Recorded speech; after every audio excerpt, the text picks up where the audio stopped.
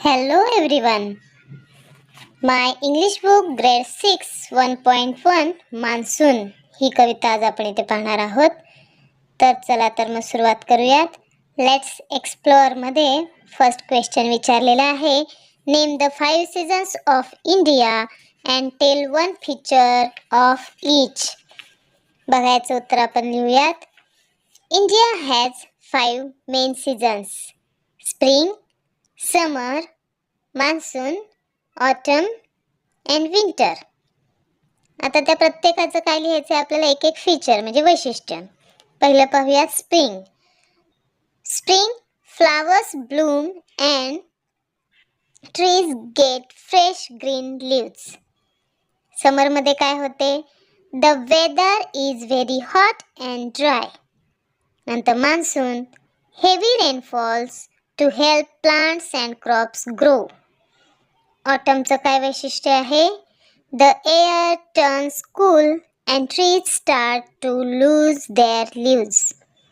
आणि winter, days are cool and northern regions can get cold winds or snow.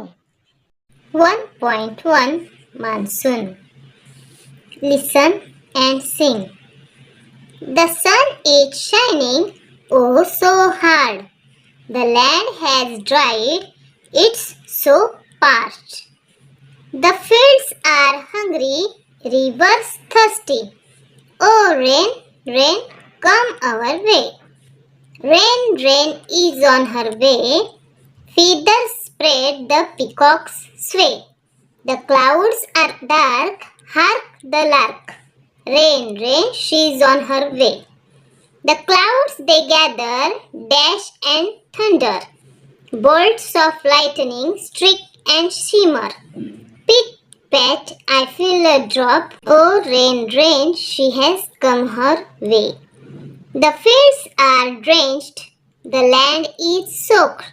The trees have bathed, the rivers hosed. The earth is happy, green and cheery. Oh rain, rain, come again. बघा ही इथे कविता दिलेली आहे. तर the sun is shining, बघा म्हणजे पावसाळ्यापूर्वीचं वातावरण सांगितलंय आधी की सन कसा आहे, तर तपता आहे, चमकतो आहे, चकाकतो आहे. ओ सो हार्ड म्हणजे फार जोराचा असा, म्हणजे फार मोठा उन्हाळा पडलेला आहे. द लँड हॅज ड्राईड, जमिनी पण सुकलेल्या आहेत. It's so post, it's so parched, parched म्हणजे very dry and hot. The fields are hungry, शेती किंवा जे काही रान आहे ते हंग्री म्हणजे भुकेलेलं आहे. रिव्हर्स थर्स्टी, नद्या तहानलेल्या आहेत. O rain, rain, come our way, पावसाला येण्याची विनंती करण्यात आली आहे. नंतर आहे rain, rain is on her वे.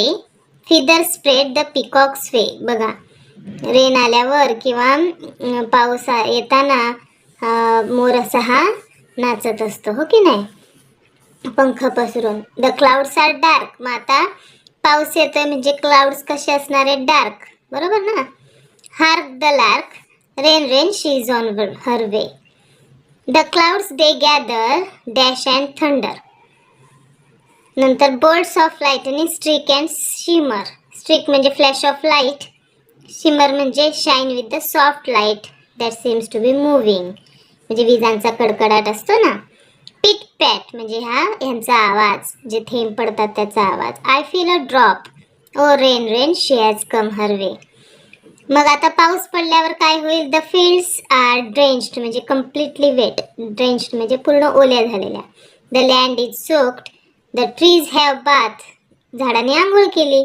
आणि द रिव्हर्स होज्ड, होज्ड म्हणजे द रिव्हर्स फ्ल्यू स्ट्रॉंगली, म्हणजे भरपूर प्रमाणात पाणीने भरून वाहत आहेत. द अर्थ इज हॅपी, मग पाऊस पडल्यामुळे अर्थ कशी झाली, happy, green and cheery. O rain, rain, come again. त्यानंतर खाली इथे वर्ड बास्केट म्हणजे आपल्याला काही शब्द आणि त्यांचे अर्थ इथे दिलेले आहेत. नंतर पुढे आहे C, fill in the blanks using appropriate words from the poem. The land has dash, the land कशी होती आधी, dried.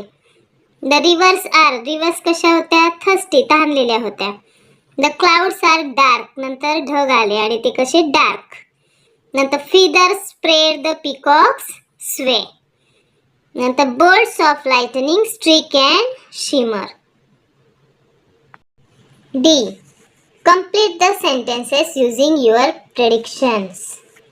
If it does not rain, बघा जर पाऊस नाही पडला तर काय प्रेडिक्शन आपण इथे लिहू शकतो, तर काय होईल, देन एव्हरीथिंग विल ड्राय, सगळं सुक्क होऊन जाईल. इफ इट रेन्स कंटिन्युअसली, आणि जर पाऊस खूपच पडत राहिला कंटिन्युअसली, देन मग काय होणार, there will be water everywhere, सगळीकडे पाणी होईल. बरोबर. नंतर पुढे आहे E. Find and write the words from the poem that rhyme with. Rhyming words लिहायचे आहेत पोएम मधून बघून. बार्कचं लिहू शकतो आपण डार्क. वंडरचं rhyming word thunder. Merry cherry. Yard hard. त्यानंतर एफ आहे, read the poem and complete the given table. इथे वर्ड्स दिलेले आहेत, त्याचे सिमिलर वर्ड्स आपल्याला इथे लिहायचे आहेत. थंडर म्हणजे काय, तर रोअर. होस्ड म्हणजे स्प्रेड. बोल्ट म्हणजे फ्लॅश. ब्राईट अँड चेअरफुल म्हणजे हॅप्पी. आणि ड्रेंच म्हणजे काय, कम्प्लिटली वेट. पुढे आहे G. Which season is mention here. दोन ओळी दिलेल्या आहेत, त्याच्यातून आपल्याला सीझन कोणता आहे तो ओळखायचा आहे. द लँड हॅज ड्राईड, तुम्हाला लगेच ओळखता येईल ना. जमीन कधी ड्राय असते, it's so past. The fields are hungry. Rivers thirsty. Rivers thirsty कधी वेगळे असतात, तेव्हा समर आपण लिहू शकतो, हो ना. नंतर आहे H. Read, think and complete the following.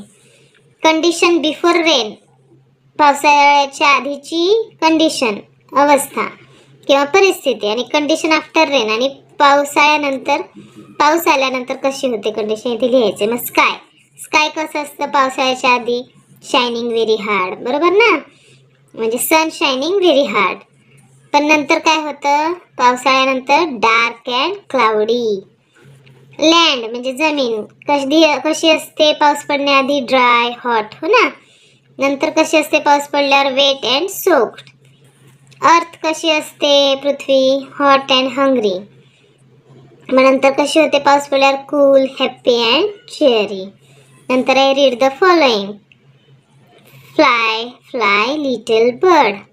तर अशा प्रकारे find other example of repetition. इथे फ्लाय फ्लाय परत रिपीट झाले ना, तर आपल्याला रिपिटेशनचे असे दुसरे शब्द किंवा हे बघायचे आहेत, एक्झाम्पल्स, उदाहरणं बघायचे आहेत.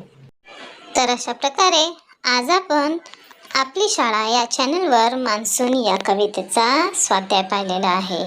चला तर मग पुन्हा भेटूयात अशाच एका नवीन व्हिडिओसह. तोपर्यंत धन्यवाद.